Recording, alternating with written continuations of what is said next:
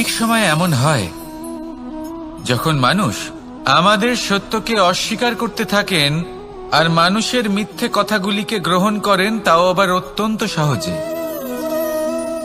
তখন আমাদের খুব দুঃখ হয়, বড়ই ক্রোধ হয় মানুষের এই মানসিকতা নিয়ে। কিন্তু এটা জানা অত্যন্ত গুরুত্বপূর্ণ যে এমন কেন হয়। কারণটা কি আপনি? আপনারই কি কোনো দোষ রয়েছে? কখনোই নয়। কারণ হলো এটা যে এই যে সত্য, এই সত্যের মূল্য অত্যন্ত অধিক, এতটাই অধিক যে অনেক সময় অনেক ধনী ব্যক্তিও এর মূল্য মেটাতে পারেন না। সেখানেই যদি মিথ্যের কথা বলি তাহলে এর মূল্য অত্যন্ত কম। অত্যন্ত সহজে এই মিথ্যে সবার মধ্যে বিক্রি হয়। সত্যি বলতে এটা ভাবা আপনার কর্ম নয় যে লোকে কেন আপনাকে বুঝতেই পারেন না, আপনার সত্য কেন বুঝতে পারেন না। আপনার কর্ম হলো আপনার সত্যের সাথে দাঁড়িয়ে থাকা, সেই সত্যের সাথে চলতে থাকা। কারণ সত্য তার কাছেই আসবে যে সত্যকে খুঁজে নিতে চায়। নয়তো বেশিরভাগ মানুষ মিথ্যেকে নিয়েই প্রসন্ন রয়েছেন। আপনি সত্যের সাথে কর্মের পথে অগ্রসর হতে থাকুন। সত্য বেশি দিন লুকোনো থাকে না। সংসারের সম্মুখে এটা অবশ্যই একদিন আসবে, কিন্তু তখনও সেটা মানুষের ওপর সে বিশ্বাস করবে কি করবে না। আপনি কর্ম করতে থাকুন আর আমার সাথে ভালোবেসে বলুন, রাধা রাধা। অনেক সময় এমন হয় যে আমাদের শুভ মানসিকতা, শুভ বিচারে, শুভ কর্মে মানুষ সন্দেহ করেন, প্রশ্ন করেন, প্রমাণ চান, শুদ্ধতার পরীক্ষা দিতে বলেন। আর তখন নিশ্চিত রূপে কষ্ট হয়। আমরা ভাবি এটাই হলো জীবন। এত শুভ ভাবনা ভেবেও, শুভ কর্ম করেও মানুষ আমাদেরই সন্দেহ করেন। দুঃখ অবশ্যই হয়, কিন্তু দুঃখী হবার কোনো প্রয়োজন নেই। কেন নেই? কারণ যদি কেউ আপনাকে সন্দেহ করে, করতে দিন। সংসারে কি হয় তা দেখুন। এই সংসারে সোনার শুদ্ধতাকেই পরখ করা হয়, কয়লার কটুতাকে নয়। আপনি হলেন স্বর্ণ, তাই আপনার শুদ্ধতা অবশ্যই পরখ করা হবে। সেটা তো হবেই হবে। আপনি নিজেকে দুঃখী করবেন না। আপনার কর্ম শুধু একটাই, স্বর্ণর মতো উজ্জ্বল থাকা। এই সংসার আপনার ভাবনা, চিন্তা, কর্ম এবং শুদ্ধতার প্রমাণ পেতেই থাকবে। তাই আসুন আর আমার সাথে ভালোবেসে বলুন, রাধা রাধা। কখনো কখনো আমরা কোনো কাজ আরম্ভ করার বিষয়ে ভাবি, তারপর আরো ভাবি, তারপর আরো ভাবি, আর ভাবতেই থাকি। দেখুন, এটা কোনো অন্যায় নয় যে আমরা কোনো কাজ আরম্ভ করার পূর্বে তার বিষয়ে ভাবনা চিন্তা করছি, সেটা বোঝার চেষ্টা করছি। ঠিক আছে, কিন্তু সম্পূর্ণ সময় এই চিন্তায় ব্যর্থ করা উচিত নয়। যদি আপনি বেশি সময় লাগিয়ে ফেলেন তাহলে সময় আপনার ওপর অবশ্যই রুষ্ট হবে। আর কেনই বা হবে না? আপনি সময় নষ্ট করছেন, আর সেটা উচিত নয়। দেখুন, নিশ্চিতভাবে ভাবনা চিন্তা করুন, বিবেচনা করুন, পূর্ণরূপে করুন, কিন্তু এটাও মনে রাখবেন যে উচিত সময়ের মধ্যে আপনাকে কর্ম আরম্ভ করতেই হবে। যদি ভাবতেই থাকেন তাহলে কর্ম আরম্ভ করতে পারবেন না। আর এই সময় অত্যন্ত বলশালী। যদি একে সম্মান করেন তাহলে তা আপনার সাথে থাকবে, আর যদি না করেন তাহলে থাকবে না। আসুন সময়কে সম্মান করুন আর আমার সাথে ভালোবেসে বলুন, রাধা রাধা। জীবনে যখনই আমরা এমন কোনো পথে চলতে চাই যা মূলত কাঁটায় ভরা ছোট পাথর থাকে, যা বিঁধে যেতে পারে, তখন আমরা কি করি? আমরা পাদুকা ব্যবহার করি, আর তারপরে আমরা খুব সরলভাবে সেই পথে অগ্রসর হতে পারি। কিন্তু যদি পাদুকা আর পায়ের মাঝে কোনো ছোট পাথরও এসে ফেসে যায়, তখন কিন্তু আমরা খুব কোমল পথও পার করতে পারবো না।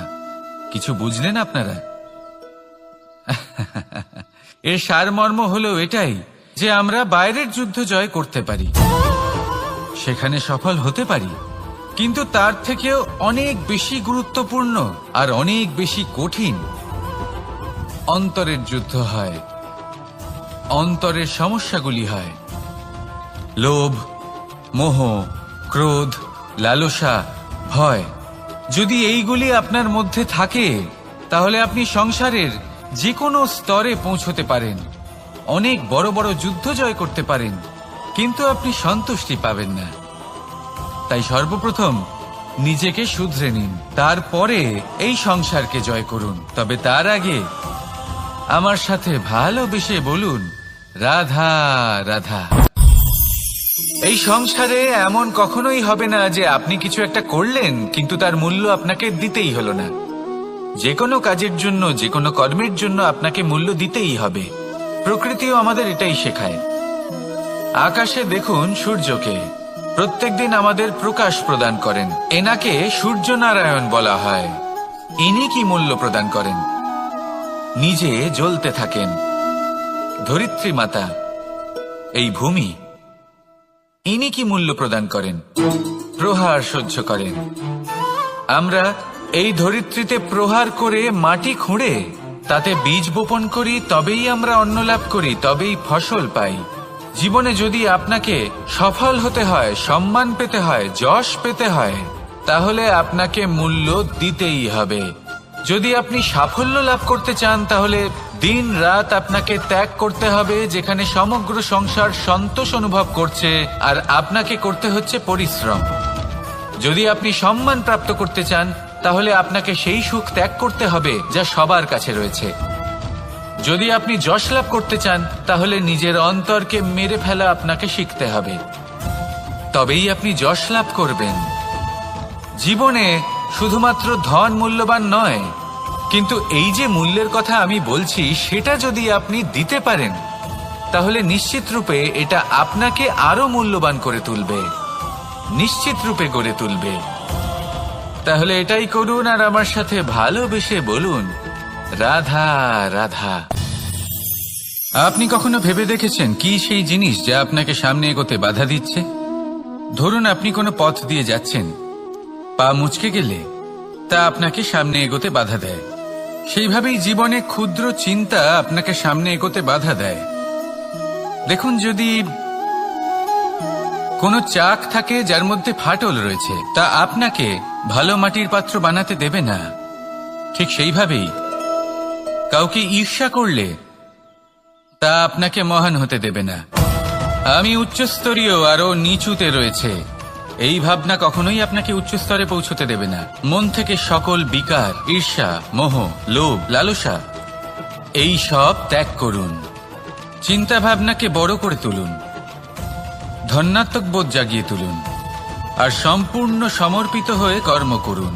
মহানুভবতা আর সাফল্য এই দুই আপনার পদানত হয়ে থাকবে। তাহলে আসুন আর আমার সাথে ভালোবেসে বলুন, রাধা রাধা। असतो मा सद्गमय, तमसो मा ज्योतिर्गमय, মৃত্যুর্মা মৃতঙ্গময়। জ্ঞান সেটাই যা অসত্য থেকে সত্যের পথে চালিত করে। প্রকাশ সেটাই যা অন্ধকার থেকে আলোর পথে নিয়ে আসে। জীবন সেটাই যা মৃত্যু থেকে অমরত্বের পথে নিয়ে যায়। এবার এই তিনটে, জ্ঞান, জীবন এবং প্রকাশ, একই রকম। শূন্য থেকে এর উৎপত্তি হয় এবং আস্তে আস্তে আপনার জীবনে বিস্তার লাভ করে। এবার আমরা এটাই ভাবি যে কেমন করে এই তিনটিকে আগলে রাখা যায়। এর উত্তর হলো, এদের আগলে রাখার প্রয়োজনই নেই, ভাগ করে দিতে হবে। কোনো বৃক্ষকেই দেখে নিন, একটি বৃক্ষ অনেক বছর ধরে বেঁচে থাকে। কেন? কারণ সে ভাগ করে দিতে জানে। সে নিজের বীজ ছড়িয়ে দেয়, এই ধরিত্রীতে দেয়, সেই বীজ যা অঙ্কুরিত হয়ে এক নতুন বৃক্ষকে জন্ম দেয়। শুধু ছড়িয়ে দিয়ে একটি বৃক্ষ জীবন দান করতে পারে। যদি কোনো ব্যক্তি জ্ঞান ছড়াতে শিখে যান, যদি প্রকাশ, আলোর কিরণ ছড়িয়ে দিতে শিখে যায়, কোনো ব্যক্তি তার জীবনের সুখ ছড়িয়ে দিতে শিখে যান, তাহলে তিনি মৃত্যুর পরও মৃত হন না। এই ভাগ করে দেওয়ার সুখটাই কিছুটা আলাদা। এই সুখ অনুভব করুন আর আমার সাথে ভালোবেসে বলুন, রাধা রাধা। এই সংসারের সব থেকে বড় যুদ্ধ কোনটা? দেব-অসুরের যুদ্ধ, যা অনেক বছর ধরে চলেছিল, নাকি রাম রাবণের যুদ্ধ, নাকি মহাভারত? না, সংসারের সব থেকে বড় যুদ্ধ হলো সেইটা যা নিজের সাথে লড়া হয়, নিজের মনের সাথে লড়া হয়, নিজের অন্তরের সাথে লড়া হয়। এটাই সব থেকে বড় যুদ্ধ। এবার নিজেই দেখুন আপনার সব থেকে বড় শত্রুকে। আপনার স্বার্থ, আপনার কামনাগুলি, আপনার অহংকারগুলি, যা আপনাকেই নষ্ট করে দেয়। যদি এদের ওপর আপনি বিজয় লাভ করতে পারেন, তাহলে ধরে নিন এই সংসারে সবার উপরে আপনি বিজয় লাভ করতে পারবেন। এই সংসারে কেউ আপনাকে পরাজিত করতে পারবে না। কিন্তু তার জন্য প্রয়োজন অনুভূতির। অনুভূতি ভালোবাসার, অনুভূতি অনুপ্রেরণার। যে ব্যক্তি ভালোবাসতে পারেন এবং প্রেরণা দিতে পারেন, তিনি চিরকাল জয় লাভ করতে পারেন। নিজের কাছে ভালোবাসার এক অস্ত্র রাখুন আর প্রেরণার এক ঢাল। জীবনে কেউ আপনাকে পরাজিত করতে পারবে না। আসুন আর আমার সাথে ভালোবেসে বলুন, রাধা রাধা। খুব বড় একটা প্রশ্ন করতে চলেছি। এই সংসারের সব থেকে বেশি সুখী কে? এবার কেউ বলবে সেই ব্যক্তি যিনি সব থেকে বেশি ধনী, যার কাছে সব থেকে বেশি ধন আছে, আভূষণ আছে, স্বর্ণ আছে। কেউ বলবেন কোন রাজ্যের রাজা, কারণ তিনি শাসন করতে পারেন, তার আদেশ ছাড়া কোনো কাজ সম্ভব নয়, ইত্যাদি ইত্যাদি। এর উত্তর যদি আমি দিই, তাহলে এটুকুই বলবো, সংসারের সব থেকে সুখী ব্যক্তি হলেন তিনি যিনি সন্তুষ্ট। তার কাছে সন্তোষরূপী ধন আছে, যা তাকে সুখী রাখে। এবার এই সন্তুষ্টি, সেটা কিভাবে আসে জীবনে? এটা আসে ধৈর্যের কারণে। ধৈর্যের এই অনুভূতি অত্যন্ত শক্তিশালী। এই ধৈর্যই কিন্তু আমাদের ধরিত্রীকে ধরিত্রী মাতা করে তোলে। কারণ ধরিত্রী মাতা ধারণ করেন, সহ্য করেন, ধৈর্য ধরেন এবং নিজের কর্ম করতে থাকেন। সেটা ধৈর্যই ছিল মাতা সীতার মধ্যে, যা রাবণের অন্ত করে দিল। এই ধৈর্যের কারণেই নারায়ণ কুর্ম অবতার ধারণ করেছিলেন, বড় একটা পর্বতকে পৃষ্ঠে ধারণ করেছিলেন এবং সমুদ্র মন্থনকে সম্ভব করেছিলেন। সেই জন্য সর্বপ্রথম মনের মধ্যে ধৈর্যকে নিয়ে আসুন। এই ধৈর্যই আপনাকে সন্তুষ্টির পথে নিয়ে যাবে, আর এই সন্তুষ্টি আপনাকে লোভ, মোহ এবং লালসার পথ থেকে দূরে নিয়ে সুখের পথে নিয়ে যাবে। আর তখন এই মন প্রসন্ন হয়ে বলবে, রাধা রাধা। মানুষ চিরকাল বড় মানুষ হয়ে উঠতে চায়, সবসময় সেই নিয়ে কল্পনা করে। কিন্তু প্রশ্ন হলো এটাই যে মানুষ বড় কখন হতে পারে? যখন সে ধনী হয়ে ওঠে, নাকি যখন তার কাছে সম্মান থাকে, নাকি যখন রূপবান হয় বা অধিক শক্তিশালী হয়? মানুষ বড় মানুষ তখনই হতে পারে যখন বিপদের সময় সে অন্য কোনো মানুষের পাশে এসে দাঁড়ায়। তাই সর্বপ্রথম এটা শিখুন। হয়তো এই জন্যই হনুমান শ্রীরামের কাছে এতটা বড়, আর হয়তো এই জন্যই বলরাম দাদা আমার কাছে এত বড়। যদি আপনিও জীবনে বড় হয়ে উঠতে চান, তাহলে কারোর সাথে তার দুঃখের সময়, তার সংকটের সময় তাকে সঙ্গ দিন আর পাশে এসে দাঁড়ান। এই মন প্রসন্ন হয়ে বলবে, রাধা রাধা। জীবনে সব থেকে বেশি গুরুত্বপূর্ণ বস্তু কি? বাড়ি, বাহন, সোনা, ধন। যদি আমি সত্যি বলি, তাহলে জীবনে সব থেকে বেশি গুরুত্বপূর্ণ বস্তু কোনো বস্তুই নয়। যদি কিছু গুরুত্বপূর্ণ থাকে, তাহলে তা হলো অনুভূতি, করুণা, মিত্রতা, মাতৃত্ব, বাৎসল্য, আর সব থেকে বেশি গুরুত্বপূর্ণ ভালোবাসা। নিজেদের এই জীবনে যদি আপনি শুধুমাত্র বস্তুর খেলাতে মেতে থাকেন, তাহলে জীবনে আনন্দ কখনোই থাকবে না। নিজের এই জীবনকে অনুভূতির পীঠস্থান বানিয়ে তুলুন। এই মন প্রসন্ন হয়ে বলবে, রাধা রাধা। যখনই কোনো ঘূর্ণিঝড় আসে, কোনো প্রলয়ে আসে, তখন দেখবেন তা কত বৃহৎ প্রভাব ফেলে, কত বড় বিনাশ ঘটায়, বিধ্বংস সৃষ্টি করে। যখন বন্যা আসে তখন কত গভীর প্রভাব ফেলে, কত সর্বনাশ ঘটায়। নদীর পাড়ও ভেঙে বয়ে নিয়ে যায়। সেখানে কোনো গাছকে দেখুন, শান্তভাবে দাঁড়িয়ে থাকে, চুপ করে, আর নিজের কাজ করে, ছায়া প্রদান করে, ফল প্রদান করে, কোনো শব্দ না করেই নীরবে কর্ম করে। যদি নদীর কথা বলি, নদী যখন বয়ে চলে, খেতে জল প্রদান করে, বনস্পতিদের প্রাণ প্রদান করে, আমাদের পানীয় জল দেয়। এত মহান কাজ করে কোনো শব্দ না করে, নীরবতার সাথে। এ হলো এক শিক্ষা যে এই সংসারে যারাই মহান কর্ম করেন তারাই নীরব থেকে সেই কর্ম করতে থাকেন, কারণ ওনারা জানেন যে গুরুত্বপূর্ণ প্রচার নয়, বরং কর্ম। আর যারা রুদ্রের সাথে থাকেন, কোলাহল করেন, তারা শুধুমাত্র ধ্বংসই করেন। এবার আপনি মৌন থেকে শুধুমাত্র কর্ম করে মহান হতে চান, নাকি রুদ্রের সাথে থেকে বিধ্বংস ঘটাতে চান? সিদ্ধান্ত আপনারই। আসুন আর আমার সাথে ভালোবেসে বলুন, রাধা রাধা। আপনি জীবনে কি হবেন সেটা আপনার পরিশ্রম, আপনার নিরন্তর প্রয়াস আর আপনার নির্বাচিত দিশার উপর নির্ভর করে না। এটা নির্ভর করে আপনার সঙ্গতির উপরেও। এই সঙ্গতি যা হলো অত্যন্ত গুরুত্বপূর্ণ। প্রকৃতিও আমাদের এটাই শেখায় বিভিন্ন উদাহরণ দিয়ে। যদি আপনাকে একটা উদাহরণ দিই, কখনো বাতাসের প্রবাহ লক্ষ্য করবেন। এই বাতাসের প্রবাহ যখন কোনো পুষ্পকে স্পর্শ করে, সেও সুগন্ধে পরিপূর্ণ হয়ে যায়। এই বাতাসের প্রবাহ যখন কোনো নালীর উপর দিয়ে প্রবাহিত হয়, তখন সেও সুগন্ধহীন হয়ে যায়।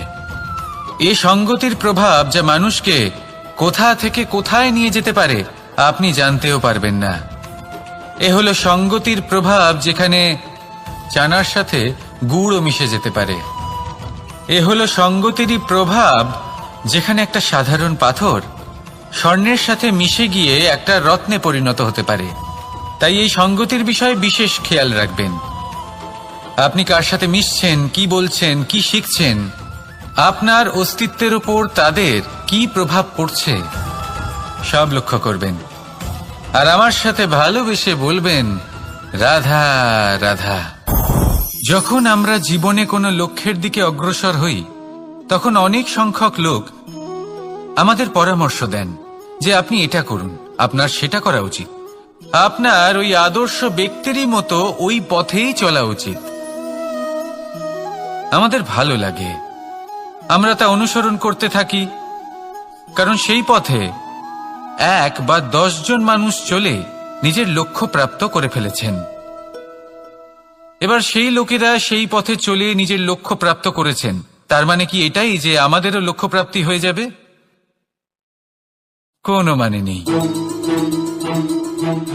আমি আপনার কাছে একটা সহজ প্রশ্ন রাখছি, সেই আদর্শ ব্যক্তি কি আপনি? আপনি নন। সেই ব্যক্তি হলেন অন্য কেউ, যার নিজস্ব ভাবনা রয়েছে, নিজের বিচারধারা আছে, নিজের কর্ম আছে, নিজের অভিজ্ঞতা আছে, নিজের গুণ, নিজের অপগুণ আছে, তাদের নিজেদের একটা যাত্রা আছে, নিজের লক্ষ্য আছে। তিনি আপনি নন। যদি কথা বলি আপনার বিষয়ে, আপনার বিষয়ে সব থেকে বেশি কে জানে?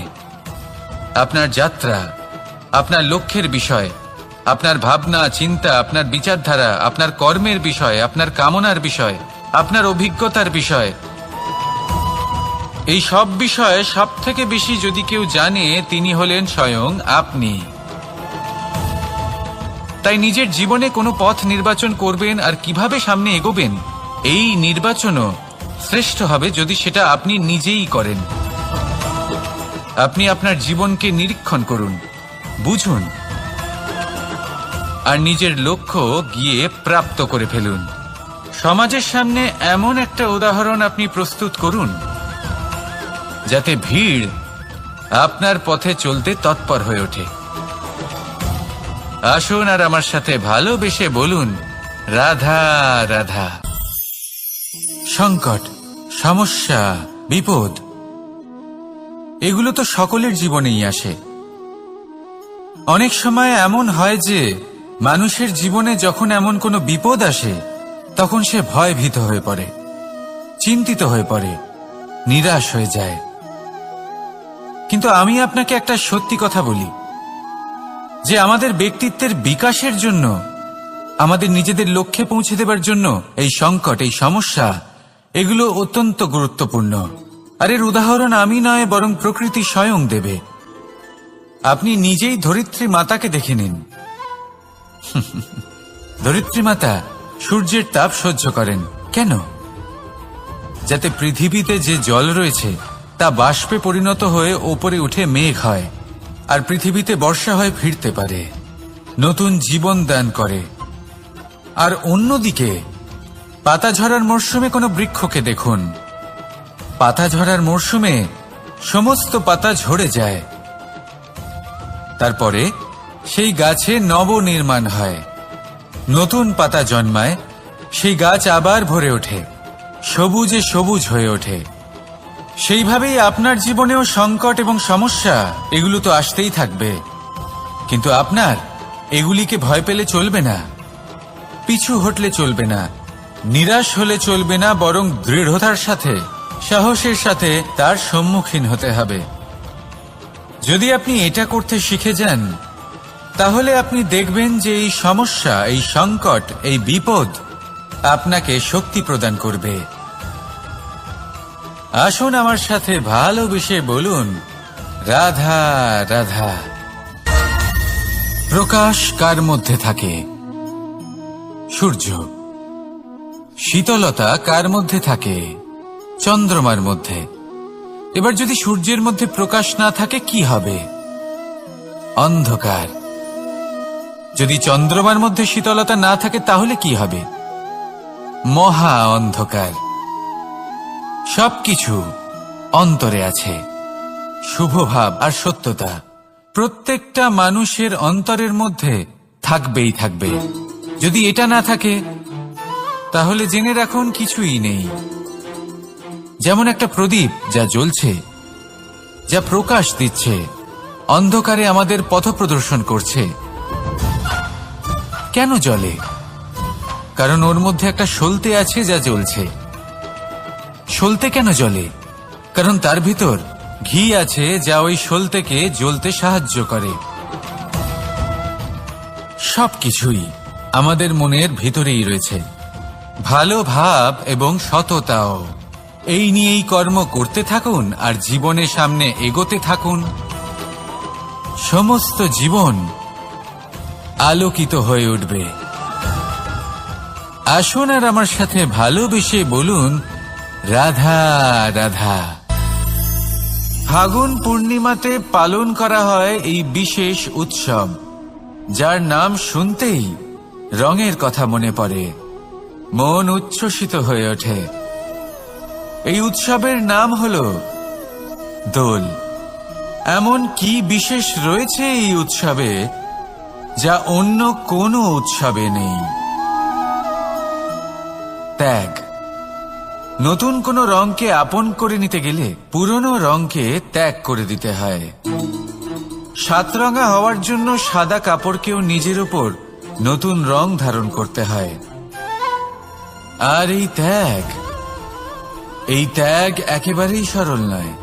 সেই জন্যই তো রং খেলার পূর্বে আমরা হোলিকা দহন করি। হোলিকার অন্ত হল, আর প্রহ্লাদ বেঁচে গেল। অর্থাৎ যা অপবিত্র ছিল, অসত্য ছিল, তার অন্ত হল, আর যে পবিত্র ছিল, যে সত্য ছিল, সে থেকে গেল। এইভাবে আপনিও আপনার মনের মধ্যে যত বিকার রয়েছে, যে বিকারের বোঝা আপনি বয়ে নিয়ে চলেন, সেই ভার হোলিকা দহনে ভস্ম করে দিন। নিজেকে হালকা বোধ করবেন, আর যখন নিজেকে হালকা বোধ করবেন, নিজে থেকেই জীবনে উন্নতি করবেন।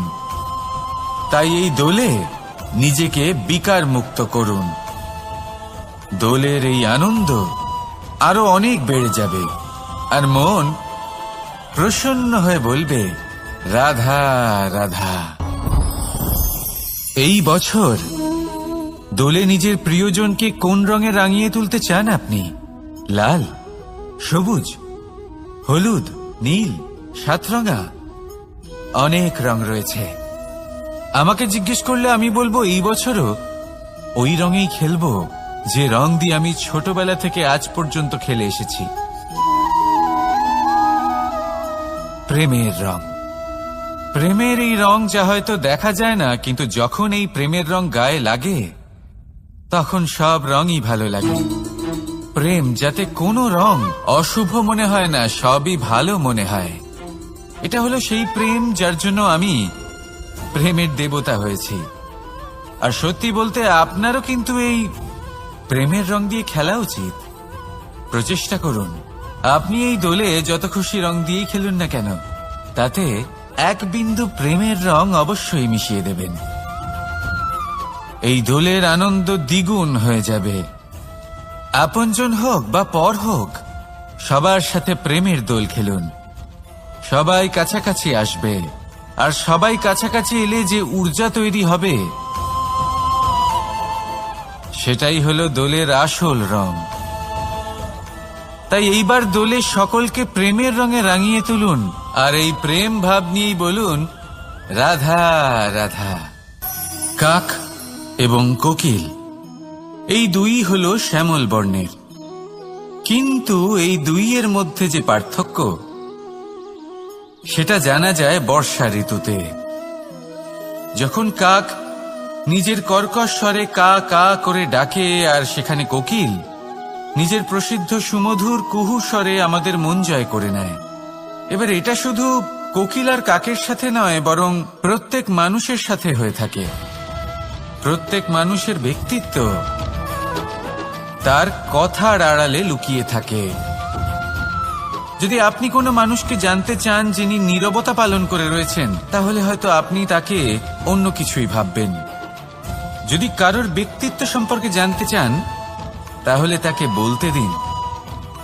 সেই ব্যক্তির কথা শুনতে শিখুন।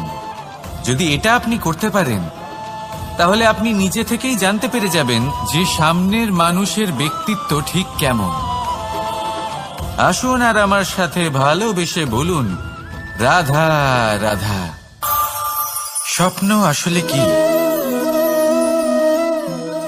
একটা ভাবনা যা আমরা ঘুমের মধ্যে দেখে থাকি, এক অপূর্ণ মনোবাঞ্ছা যা পূর্ণ আমরা ঘুমের মধ্যেই করে থাকি, তাই তো? কখনোই নয়। স্বপ্ন হলো সেই যা আপনাকে জাগিয়ে রাখে। স্বপ্ন হলো সেই যা আপনাকে ভোরবেলা উঠতে প্রতীক্ষা করাবে। স্বপ্ন আমরা ঘুমের মধ্যে তো দেখতেই পারি, কিন্তু সার্থক করার জন্য দিন রাত্রি জেগে পরিশ্রম করতে হবে। যদি এমন করেন তবেই স্বপ্ন পূর্ণ হবে। এবার আপনি আপনার জীবনকে সোনা বানাতে চান, নাকি ঘুমিয়ে নিজের জীবন অতিবাহিত করতে চান, সেই সিদ্ধান্ত আপনারই।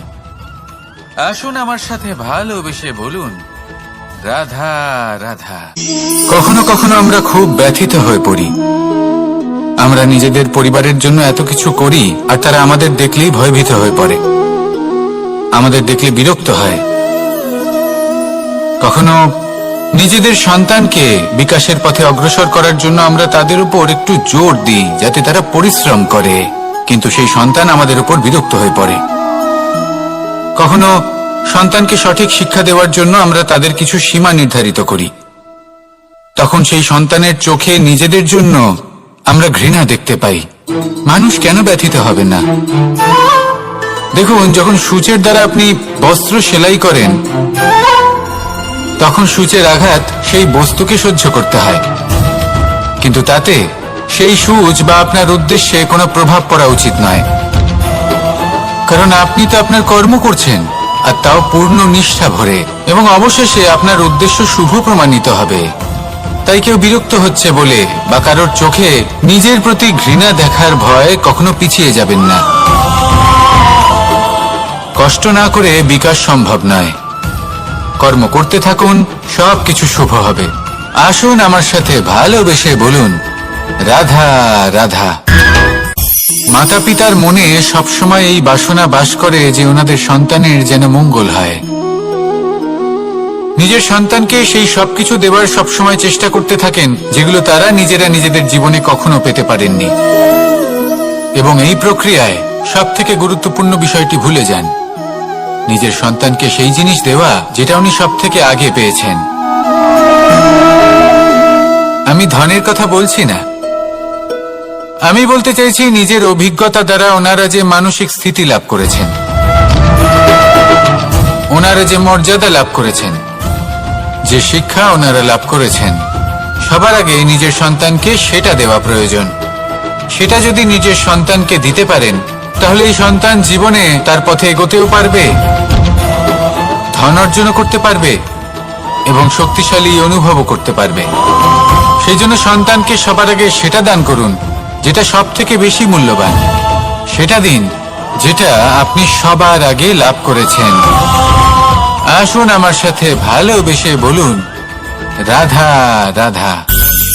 ধন, সম্পদ, ঐশ্বর্য, মানুষ হয় নিজের সৌভাগ্যের দ্বারা এগুলো লাভ করে থাকেন বা কর্মের দ্বারা। সৌভাগ্য আসলে কি? গ্রহের দশা যা প্রত্যেক মুহূর্তে বদলাতে থাকে। কর্মের মাধ্যমে যখন আপনি ধন অর্জন করেন, তখন সেই ধন আপনার আগামী প্রজন্ম লাভ করে। সেটা হয় সে ভোগ করে বা তার জন্য তার ভোগান্তি হয়।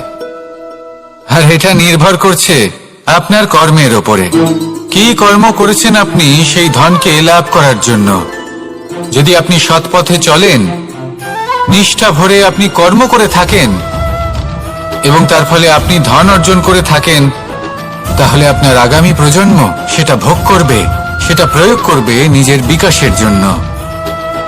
কিন্তু যদি আপনি কুকর্ম করে থাকেন, কোন রকম ছলনা করে থাকেন এই ধন লাভ করার জন্য, তাহলে 100% আপনার আগামী প্রজন্মকে এর জন্য ভুগতেই হবে। তাহলে আপনি কি চাইবেন? যে আপনার আগামী প্রজন্ম সুখ ভোগ করবে, নাকি আপনার কুকর্মের পরিণাম ভোগ করবে? নির্বাচন আপনারই। আসুন আমার সাথে ভালোবেসে বলুন, রাধা রাধা। কর্ণ, সূর্যপুত্র কর্ণ, স্বয়ং সূর্যের পুত্র, দেবী কুন্তীর প্রথম পুত্র। সেই কর্ণ যার একটি বাণ আমার রথকে, সেই রথ যার উপর মহাবলী অর্জুন বিরাজমান ছিলেন, যার পতাকায় স্বয়ং হনুমান ছিলেন, সেই রথকে তার একটি বাণ ধসিয়ে দিতে পেরেছিল।